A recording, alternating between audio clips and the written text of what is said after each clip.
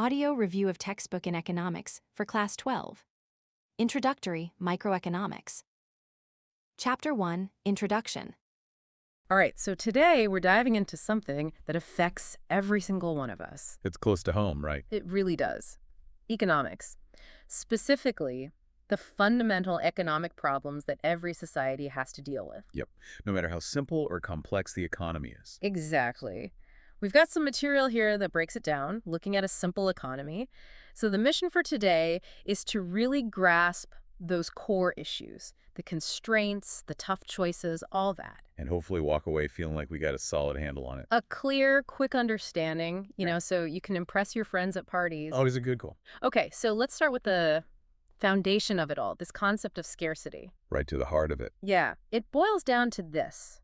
We all have tons of wants, right? Unlimited, really. Oh, yeah. But the things to fulfill those wants, goods, services, even our time, those are limited. Finite resources, Yeah. always bumping up against that. Exactly.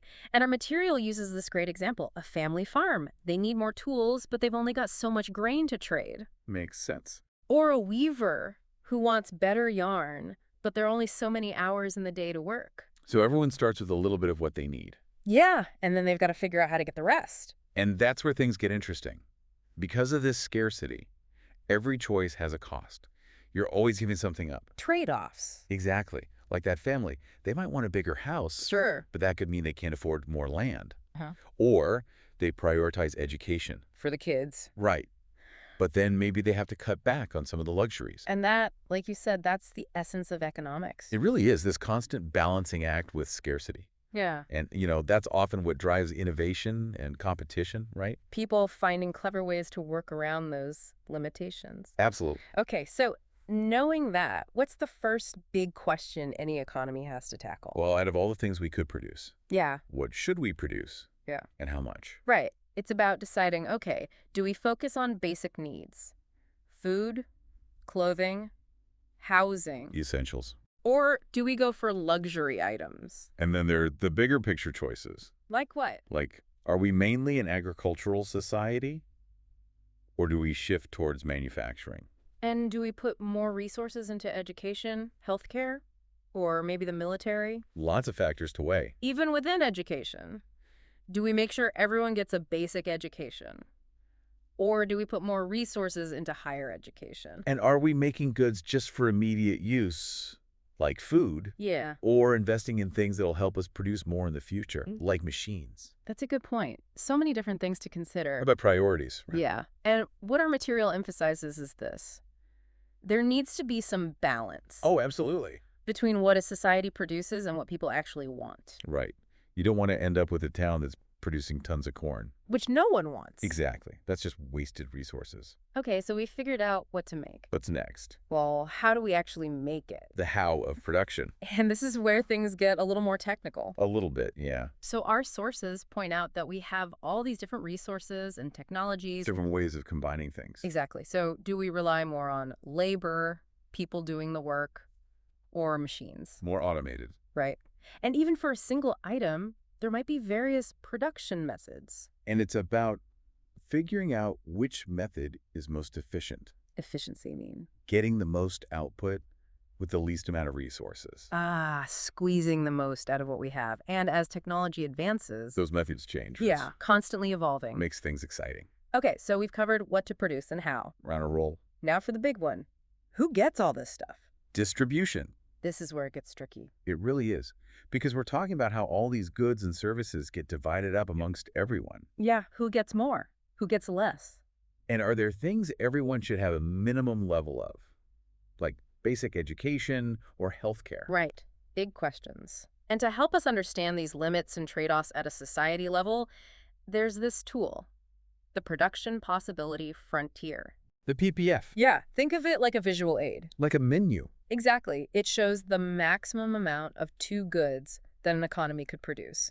Given its current resources and technology. So the example they use is corn and cotton. And what it shows is that if you want to produce more corn, You have to produce less cotton. because you're shifting those resources. Exactly. And that trade-off, the amount of one good you have to give up to get more of the other, that's the opportunity cost. Right, the cost of what you don't choose. Precisely. Okay, so now we get into how different societies tackle these challenges. The different approaches, Yeah. So at one end of the spectrum, you've got the centrally planned economy. where the government's calling most of the shots. Right. They decide what gets produced, how it gets exchanged, who gets what. And often their aim is to distribute things in a way they consider equitable or desirable. Like making sure everyone has access to education and healthcare. Exactly. On the other end, you've got the market economy. Where things are much more decentralized, Right. It's all about buying and selling. driven by individual choices. And prices play a huge role here. Oh, prices are key. They act like signals Signals of what? of what people want and how much they're willing to pay for it. So if demand for something goes up, the price usually rises too. Right, which then encourages producers to make more of it. It's like this invisible hand guiding everything. What's fascinating is how that system coordinates the actions of so many individuals without any central control. Emergent behavior. Pretty cool. But Yeah. in reality, most economies out there are a mix. Mixed economies. Like India, they're shifting, evolving. It's a spectrum, not black and white. So much to think about. What would you say is the big takeaway from all this? That scarcity, this fundamental problem, leads to these essential questions. What to produce, how to produce it, and for whom. And societies have to figure out how to best answer those questions, whether they lean more towards central planning, free markets, or somewhere in between. It's a never-ending puzzle, really. Yeah, it is. And so for all our listeners out there, here's something to consider. Thinking about these different economic systems, what do you see as the biggest advantages and disadvantages of relying more on markets versus more government planning to tackle these challenges? In today's world especially. A lot to unpack. A lot to unpack indeed. Thanks for joining us on this deep dive. Always a pleasure. Until next time. Chapter 2. Theory of Consumer Behavior. All right, welcome back to the deep dive. Today we're going deep on something, well, kind of essential, something we all do every single day. Every single day, yeah. Choosing, right. Like what to buy. Oh, making choices. Making choices, exactly. Economists, of course, they have a name for it. The problem of choice. Love that. But Yeah. seriously, how do we decide where our hard-earned cash goes, what to spend it on? Yeah, it's a good question. I mean, we've got some interesting ideas to dig into today about how consumers actually behave. Yeah. And we're going to look at two big ways that economists try to, model this behavior. Okay. Cardinal utility and ordinal utility. Yeah, okay. But look, to keep things, simple and easy to wrap our heads around, we'll stick with just two goods. Okay. Bananas and mangoes. All right, I like it. Simple. Simple, right. Everyone, gets that. So a consumption bundle, that's just like a fancy way of saying, how many of each you'd pick. Right. So you grab 5 bananas and 10 mangoes. Boom. That's your bundle. That's your bundle. All right, let's jump in. So first up, this idea of utility. Ah, yes. What is that all about? So utility basically means satisfaction. The satisfaction that you get from consuming something. Okay. And it's super interesting because utility isn't really just about the thing itself. It's about the context. Like, take a heater, for example. Okay, a heater. Yeah. If you're in Ladakh in the middle of winter, a heater is going to give you a ton of utility. Oh, yeah, huge utility. Yeah, you need it.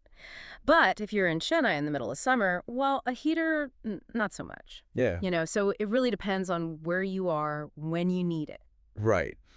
So it's not just about the heater. It's about the heater in a certain context. Absolutely. The context is everything. Okay, so context matters. Yeah.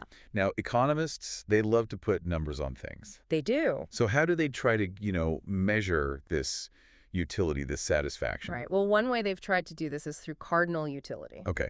Cardinal utility. And that's the idea that we can actually assign numbers to this feeling of satisfaction. Like literally quantify it. Quantify it, yeah.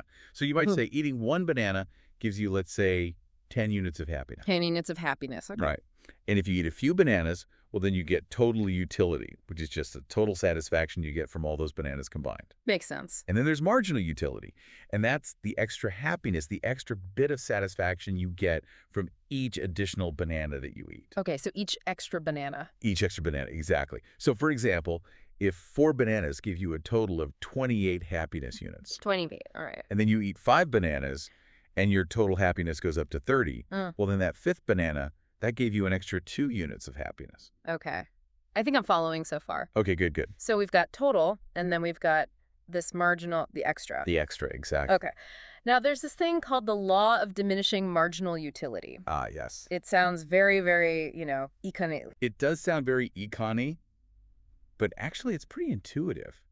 It basically means that the more you consume of something, the less satisfaction you get from each extra unit. Makes sense, right? It's like if you love pizza, that first slice. Oh, the first slice is amazing. So good, right. And then the second is still great, but by the time you get to slice number 5 or 6, Yeah, you're probably feeling pretty full. You're not enjoying it as much. you're not enjoying it as much. So that extra satisfaction, that marginal utility is actually going down. It's going down, exactly. And economists, they've actually modeled this. They've come up with these hypothetical scenarios where you can see how, if you keep consuming more and more and more, that marginal utility can actually become zero and even negative. Wow, negative utility. That's when you're like, I really shouldn't have had that last slice. Exactly. Exactly. Like, I'm actually worse off now. Okay, so this idea seems pretty simple, but how does it actually play out in the real world? Like, how do we see it? So this diminishing marginal utility, it actually helps explain something we see all the time. The downward sloping demand curve. Okay, the demand curve. Right. So demand just means, you're willing and able to buy something at a given price. Right. I want it and I can afford it. Exactly. And the demand curve is just a graph that shows how much of something people are willing to buy at different prices. Okay. And usually what we see is that as the price goes down, people buy more. So the curve slopes down. Okay. Exactly. And what does this have to do with our bananas? Well, think about it. Because each extra banana you eat gives you a little less happiness than the one before, you're only going to be willing to buy more bananas if the price goes down. Right, because you're getting less and less out of each one. Exactly. So that diminishing satisfaction, that's a big part of the reason why prices and the amount we buy, they tend to move in opposite directions. So that's cardinal utility. We're putting numbers on happiness, and it kind of makes sense, but is there another way to think about all this? Right. I mean, assigning exact numbers to happiness, that can be a bit tricky. It's not always so precise. So that brings us to ordinal utility. Ordinal utility, okay. Yeah. And this is a different way of thinking about it, where we're not trying to put exact numbers on things. We're just ranking our preferences. We're just saying, I like this more than that. Exactly. I like this bundle of bananas and mangoes more Yeah. than that bundle. But we're not saying exactly how much more. Okay. So to help visualize this, economists use something called indifference curves. Indifference curves, all right. Yeah. And imagine, like, a curve on a graph that connects all these different combinations of bananas and mangoes that give you the same level of satisfaction. Okay, so I'm equally happy with any point on that curve. Exactly. You're indifferent. And a different curve higher up on the graph, that would represent more satisfaction, more happiness. More happiness. Okay, got it. Now, something I notice about these curves is they usually slope downwards. Right, they do. Why is that? Well, it's all about trade-offs. Yeah. If you want more of one thing, let's say bananas, but you want to keep that same level of happiness, you have to give up some of the other good, which in our case is mangoes. Right. You can't just have more of everything and stay equally happy, right? Yeah. So economists call this trade-off the marginal rate of substitution, or MRS for short. MRS, all right. And it's just a way of saying how many mangoes you're willing to give up to get one more banana while staying just as happy. Okay, so it's like, how much am I willing to trade? Exactly. Yeah. And here's a common pattern we see. As you get more and more bananas, you're usually willing to give up fewer and fewer mangoes to get even more bananas. So the more bananas I have, the less each extra banana is worth to me. Exactly. That's that diminishing marginal utility we talked about before creeping in again. And this diminishing MRS, this is why those indifference curves tend to be curved, or convex, as economists like to say. Convex, okay. But what if I didn't care at all between two things? Like, let's say 2 different brands of the exact same bottled water. Ah, that's a good point. So in that case, the MRS would stay the same. It wouldn't diminish. Right. Because you're essentially getting the same thing. Exactly. So your indifference curve, in that case, it would be a straight line. A straight line, okay. Now, there's this other concept we should touch on. Monotonic preferences. What's that all about? So monotonic preferences, this just means that generally people prefer more of a good thing rather than less, assuming they don't get less of anything else. Okay, so if I have 2 piles of fruit and one has more bananas and more mangoes, I'm probably going to prefer that one. Exactly. More is better, generally speaking. More is better. Okay, So to sum up all this indifference curve stuff, they've got a few key rules, right? Yeah. They slope downwards, as we said. Higher ones mean more happiness. Right. And they never cross each other. You never cross. Because if they crossed, it would just create a logical mess. Exactly. It would mean you're saying you're indifferent between two bundles that have different amounts of goods, which wouldn't make sense. Yeah. Right, it would contradict itself. Okay, so big picture time. We've got these two ideas, cardinal and ordinal utility. Yeah. They both try to help us understand this, like, fundamental question. Why do we buy what we buy? Right. Why do we make the choices we make? Yeah, and I know I'm not sitting there at the grocery store with my calculator, like, figuring out utility points for every item I put in my basket. Right. But these frameworks, they do give us a way to think about the underlying logic of how we're all trying to get the most satisfaction, how we're dealing with these trade-offs, especially with, limited money. Absolutely. Yeah. And it's a reminder that we're constantly making choices, even when we don't realize it. And those choices are influenced by a lot of factors, including our own personal preferences and how much satisfaction we think we'll get from something. Exactly. And, it makes me think about how this idea of, like, getting less and less satisfaction for more of something, it probably applies to way more than just bananas and mangoes. Oh, yeah, for sure. It could apply to, like, how much stuff we buy in general, Absolutely. Yeah. Like, is that 10th pair of shoes really going to make you that much happier? Yeah, like, at what point does the extra stuff not really add to our happiness? It's a good question. Something to ponder. Something to ponder. Yeah. Well, thanks for joining us for this deep dive. Always a pleasure. It's been fun. Until next time. See you then. Chapter 3. Production and Cost. All right, welcome back to the deep dive.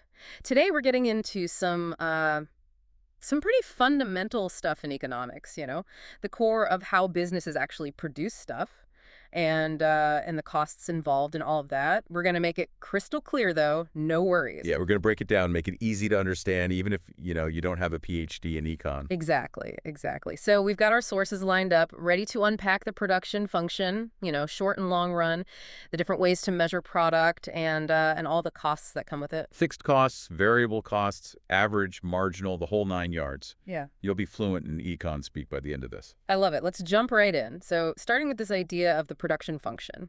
Imagine you're, building a birdhouse, right? Yeah. You've got your wood, you've got your labor, your time and effort, and then boom, out pops a birdhouse. Right, and the production function is like the recipe, I guess. Yeah. The blueprint showing you how much output, how many birdhouses you can squeeze out of different combinations of those inputs. Yeah. It's like the most you can possibly make with what you've got, assuming you're doing it all efficiently, no wasted wood or time. And it's tied to technology, right? Right. Like if somebody invents, some super efficient nail gun, suddenly you can make way more birdhouses. It changes the whole function. That's a good point. So you've got those inputs, like we were saying. Economists, they love their fancy terms, so they call them factors of production. Right, yeah. So we'll be focusing on two main ones, labor and capital. Labor, pretty straightforward. It's the work put in. Capital, though, that's more than just money. Right. It's the tools, the machinery, the stuff you use to make the stuff. Exactly. And the interesting thing is you might be able to produce, say, 10 birdhouses using mostly hand tools and a ton of your own time. Or you could invest in a fancy table saw and some power drills and get it done much faster with less of your own sweat. Right.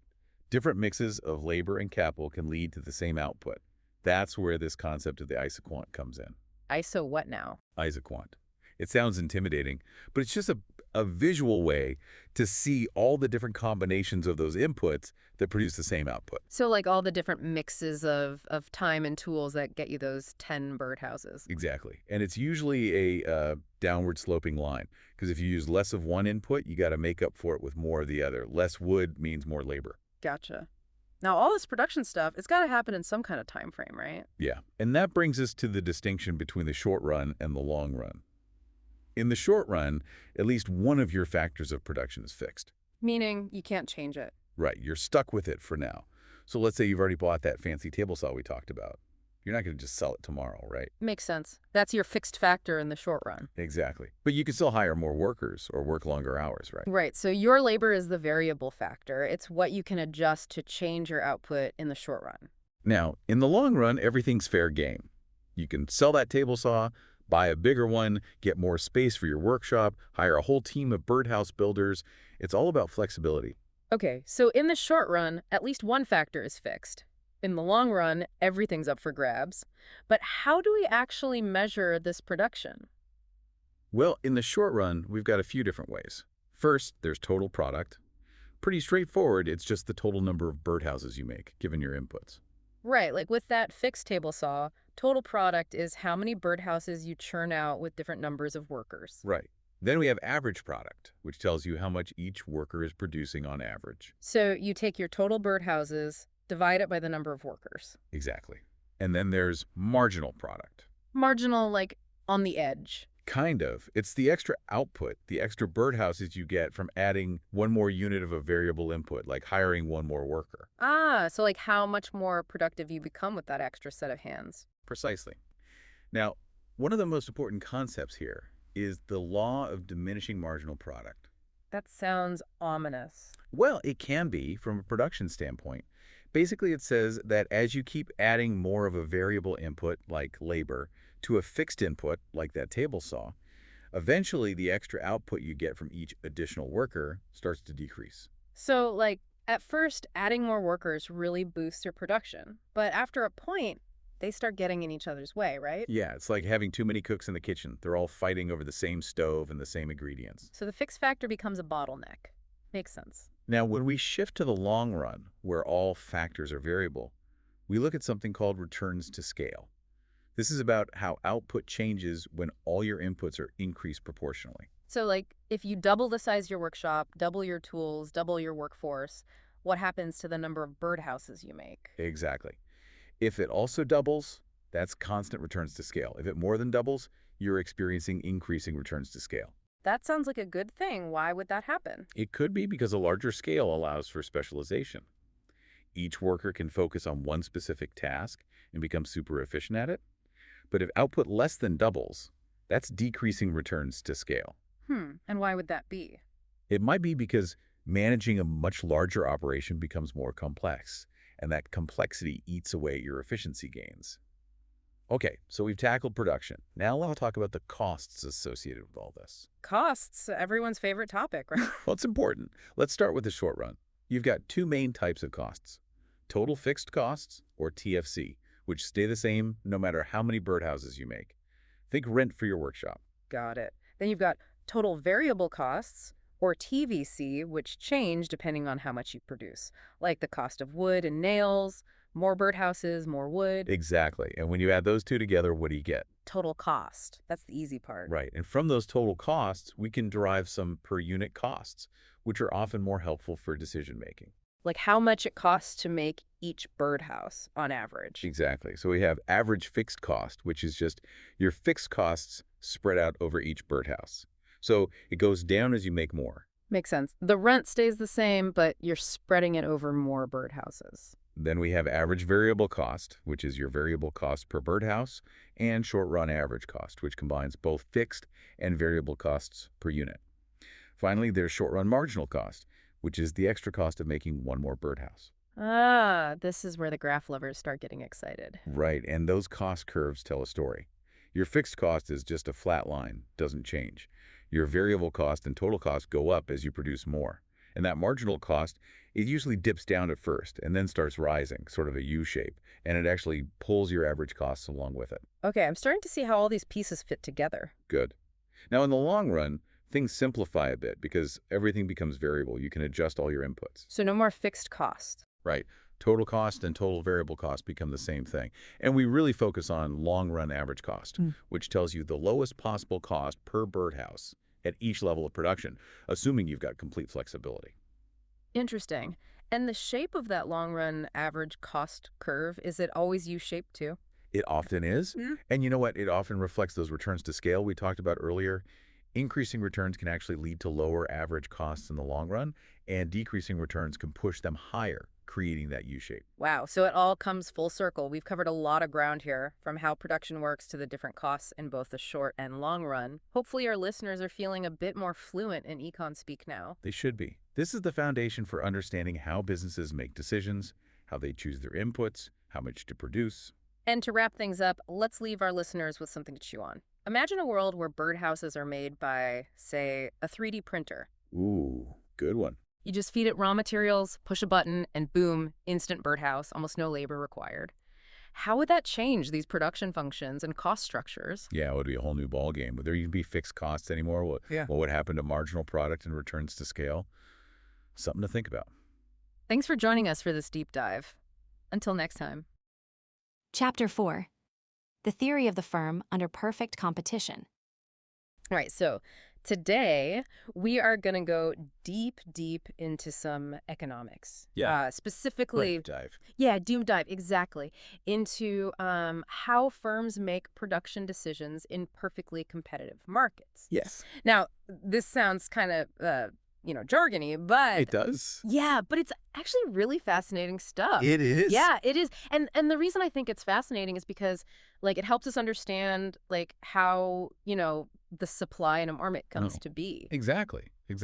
Yeah, so we've got a chapter here explaining the theory of the firm under perfect competition. Perfect. And I think we're just going to kind of go through it and talk about the core ideas and try and do it without getting too bogged down in all the Right. econ jargon. Keep it understandable. Yeah, exactly. Yeah. So let's start with just okay, Yeah. what makes a market perfectly competitive? What are the conditions? Yeah. So basically, imagine a market where you have a huge number of buyers and sellers, Yeah. and they're all dealing with basically the same product. Okay. Like, I don't know, we were talking about candles earlier. Right. Yeah. Right. Like a simple candle, everybody's selling the same candle, and then you've got free entry and exit, so anyone can join or leave this market without any major hurdles. All right. And lastly, everybody has all the information. Yes. They know the prices, the quality, everything. So perfect information. Yeah, perfect information. It's a theoretical ideal, but it helps us understand the basic mechanics. Right. So when you have these conditions, what happens is that no single firm can really control the price. They become what we call price takers. Got it. Imagine you try to sell your candle for a bit more than everyone else. Well, buyers would just go elsewhere. Right. There's no reason to undercut either. You can sell all you want at the market price.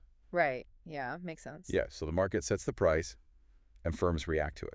Okay, so then how do they decide, okay, the market says candles are $10.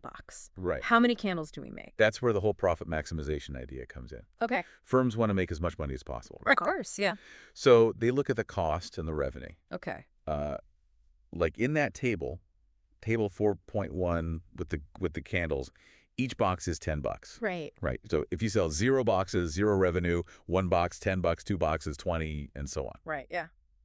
And as you sell more, your total revenue goes up. Okay. Like in that figure 4.1, the graph is like a straight line going up. Okay. And then there's this other thing, marginal revenue, which is like the extra money you get from selling one more candle. Gotcha. In perfect competition, that marginal revenue is always equal to the price. Okay. So you've got your costs and you've got your revenue, and you're trying to find that sweet spot where you're making the most profit. Okay. How do you find that sweet spot? It's where the price of the candle is exactly equal to the cost of making that very last candle. We call that marginal cost. So price equals marginal cost. That's the magic formula, yeah. P equals MC. P equals MC, got it. But there's a catch, or actually a couple of them. Okay. At that point, the cost of making one more candle should be either staying the same or going up. Okay, why is that? Well, think about it. If your cost is still going down, Yeah. you could make even more profit by making more candles, right? Right. So you only stop at the point where making one more doesn't make you more profit. Makes sense. What's the other catch? The other one has to do with covering your costs in the short run and the long run. Oh, okay. I remember this was kind of tricky. Yeah, it can be. Yeah. So in the short run, the price needs to at least cover your average variable costs. Okay, now remind me, what are those again? Sure. Average variable costs are the costs that change depending on how much you produce. Okay. Like the raw materials, the labor directly involved in making the candle. If the price is lower than that, you're losing money on each candle. Right. So you might as well just shut down for a bit, at least in the short run. Okay, and what about the long run? Long run, you need to cover all your costs, Okay. including those fixed costs, like, say, the rent for your candle factory. Right. If the price stays below that, then it's time to think about doing something else entirely. Okay, so that's how firms figure out whether to supply goods at different prices. Exactly, and that leads us to the supply curve. Okay, the supply curve, yeah. So in the short run, a firm's supply curve is basically that part of the marginal cost curve above the minimum average variable cost. Okay. Below that price, they're producing nothing. Right. And in the long run, it's the same idea, but with the average total cost. Okay, got it. Now, what makes these supply curves shift? Like, what would make a firm want to produce, like, more or less candles at a given price? Well, a few things can cause a shift. Okay. Like imagine there's a new technology that makes candle production way cheaper. Firms could then produce more at the same price. Right. Right, so that shifts the supply curve. Exactly. To the right, meaning they're supplying more. Okay, makes sense. But if their costs go up, say the price of wax goes up, Uh-huh. then they'll likely produce less, shift to the left. Okay. Same thing with things like taxes on each candle they produce. So any kind of cost increase shifts the supply curve left. Not as much. Okay, got it. Now, what about, like, the whole market supply? Right. So the market supply curve is just the sum of all the individual firms' supply curves. Okay, so like all the candles that all the firms are willing to supply. Exactly. At each price point, and of course, the number of firms in the market matters too. Right. Yeah, of course. The more firms, the more supply. Exactly.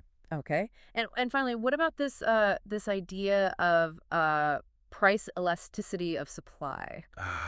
Yes, elasticity. Yeah. So this tells us how sensitive the quantity supplied is to changes in price. Okay. Like if it's very elastic, a small price change leads to a big change in supply. And if it's inelastic, the supply doesn't change much, even if the price moves a lot. Okay, so it's like how responsive the supply is. Yeah, exactly. Responsiveness is a good way to put it. Okay, so just to kind of sum this all up, Yeah. in these perfectly competitive markets, companies decide how much to produce by, like, comparing the price they'll get with the cost of making one more. Yeah. And they aim for that P equals MC sweet spot. Right. But they also have to, make sure they cover those costs, especially in the long run. Exactly. All those conditions have to be met. Right. And then the supply curve, it's like a visual representation of all those decisions. Precisely. At all those different prices. Yeah. And that gives us, the market supply. It's a fundamental model Yeah, it is. It is. for understanding how production happens in this specific type of market. Right. And now think about this. Okay. Like, how many markets that you encounter, like, in your everyday life, Right. do you think really fit this perfectly competitive model? Yeah, good question. Right. Like, where do you see companies that maybe have more power to set their own prices? Yeah, Or maybe the products aren't exactly the same, right? absolutely. And thinking about those differences, I think, can really help you understand, like, how those markets function. For sure. Yeah, and why, things are priced the way they are, and why you have the variety of goods and services that you do. Really interesting to think about. Yeah, it is. Yeah, Thanks for joining us for this deep dive. my pleasure. Yeah, this was fun. It was. Yeah, I always love Always learning something new. Yeah, exactly. Me too. All right, see you next time. Chapter 5. Market Equilibrium. All right, so today we're going to do a deep dive into market equilibrium. Okay. And we've got some really interesting economic principles here that I think are going to help paint a really, really clear picture for our listeners Absolutely. about how markets find balance. Yeah. So That's what it's all about, right? uh, Finding that balance. yeah, so when we say market equilibrium, what we're really talking about is the point at which consumer plans and firm plans match up. Right. It's where everything just clicks into place. Yeah, The amount that consumers want to buy is exactly the amount that producers want to sell at a given price. right. And so we call that price the equilibrium price, and the amount that's being treated at that price is the equilibrium quantity. Exactly. But what happens if the price isn't right? Right. Well then, We hear all the time about, like, excess demand or excess supply. yeah, if the price is too low, you get excess demand. That's where you have more people who want the product than there is product available. Right, like those Black Friday stampedes. It's exactly, yeah, good example. Yeah. And then on the other hand, if the price is too high, then we have excess supply. Right. And that's where, businesses have more products sitting on their shelves than people want. Right. So what is it that kind of brings things back into balance? I've seen this term invisible hand thrown around. Yeah, the invisible hand, it's a pretty powerful concept. Mhm. It's essentially this idea that markets have a way of self-correcting through price adjustments. Oh, okay. So like when there's excess demand, those buyers, they're really eager to get their hands on that product, so they're willing to bid up the price. Okay. And as the price rises, demand starts to cool off a little bit, and sellers become more willing to supply goods. And so naturally, the market kind of moves towards that equilibrium. Yeah. And then the opposite happens when there's excess supply. Um, sellers will lower prices to attract buyers, and that brings things back into balance. Got it. So initially, we're going to focus on this idea of market equilibrium in the context of like a fixed number of firms. And then we can bring in this other idea of like free entry and exit of firms a little bit later. That's good. Okay, cool. So we've all seen the classic supply and demand graph, Oh, yeah? right, with those two lines that intersect. Everyone loves that graph. Right, and that point of intersection visually represents the equilibrium. Exactly. So like, just to break that down a little bit more, the downward sloping demand curve that shows us that as the price of it rises, people buy less of it. Generally, yeah. Generally. Right. And then the upward sloping supply curve shows that as the price rises, firms are going to produce more. Right. They're incentivized to produce more at a higher price. Exactly. And so that point where they meet, that's where the market balances. It all comes together. Right. Yeah. And if the price is either above or below that point of intersection, it's almost like the market's kind of out of whack, right? Yeah, it's out of sync. Yeah. And there are these forces that are going to push it back towards that equilibrium. Right. And so this imbalance is going to create pressure for the price to adjust either up or down. Absolutely. So let's maybe walk through a simple example here. Okay. I like examples. Yeah, so let's say the demand curve is defined by the equation quantity demanded equals 200 minus the price. Okay. And the supply curve is defined by the equation quantity supplied equals 120 plus the price. All right. So how would we find the equilibrium price in this case? Well, you just set those two equations equal to each other because at equilibrium, quantity demanded equals quantity supplied. Okay. So we have 200 minus P equals 120 plus P. Right. And then you just solve for P and you get an equilibrium price of $40. Okay. And then we can plug that back into either of those equations and we would find that the equilibrium quantity is a 160. Exactly. So if the price were lower, say like $25, Okay. the quantity demanded would be 175, Okay. but the quantity supplied would only be 145. So you'd have a shortage. Right, a shortage of 30. Uh-huh. And on the flip side, if the price were higher, say like $45, the quantity demanded would be 155, Okay. and the quantity supplied would be a 165. So you'd have a surplus. Right, a surplus of 10. Yeah. And so you can really see how the market naturally wants to be at that $40 price point. It's all about that balancing act. Right. Okay. So we've talked about this in the context of like the market for goods and services. Right. But this also applies to the labor market, right? Absolutely. The labor market is just another market where the principles of supply and demand apply. Right. So instead of the price of a good, we're looking at wages. Right. Wages are essentially the price of labor. Okay.